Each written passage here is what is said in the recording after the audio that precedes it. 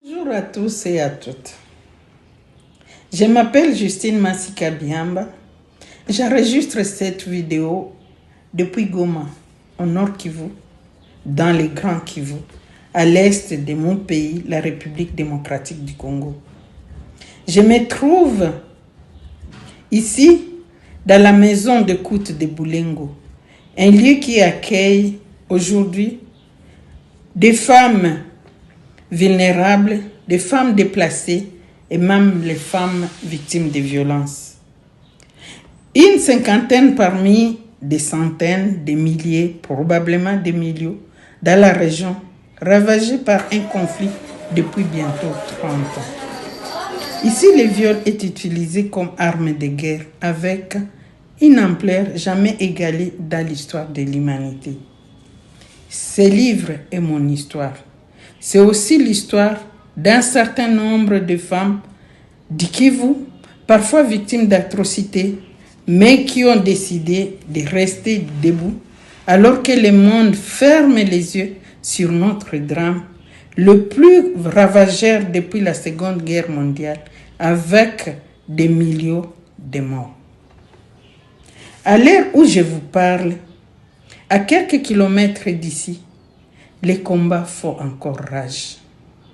Les femmes sont à nouveau la cible des partis en conflit. Cette réalité est la nôtre depuis 30 ans. Il y a 20 ans, nous avons créé un collectif de femmes, la Synergie des femmes pour les victimes de violences sexuelles, qui est des Congolaises, des femmes du terrain. Depuis 20 ans, notre groupe vient en aide aux victimes sur le plan médical, parfois chirurgical, sur le plan psychologique, familial, juridique et professionnel. Avec un peu de moyens, nous avons sauvé plus de 18 000 femmes. Depuis 20 ans, nous portons aussi la voix des femmes de notre région. Nous documentons les exactions, nous informons les instances internationales. Nous refusons l'impunité systématique des auteurs de viols. Nous œuvrons pour l'application d'une résolution du Conseil des Nations Unies qui met la femme au cœur du processus de paix, la résolution 1325. J'ai témoigné devant le Conseil de sécurité des Nations Unies à New York et devant tant d'autres partenaires dans tant de pays du globe que notre collectif est aujourd'hui reconnu comme expert de ces questions. La belle affaire, puisque nous ne sommes pas entendus pour autant. Moi, comme d'autres activistes, nous savons le prix de notre engagement.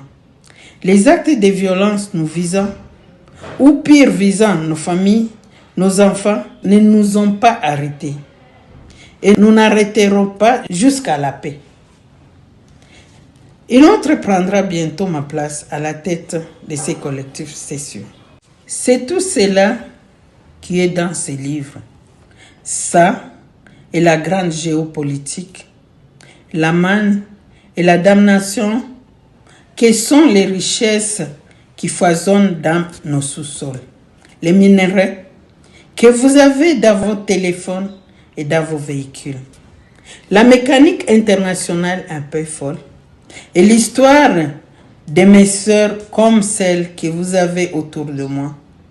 Mon histoire aussi, moi qui suis l'une d'elles. Je vous remercie de m'avoir offert votre attention, comme je remercie les associations qui nous soutiennent à travers le monde et qui nous aideront à promouvoir ces livres.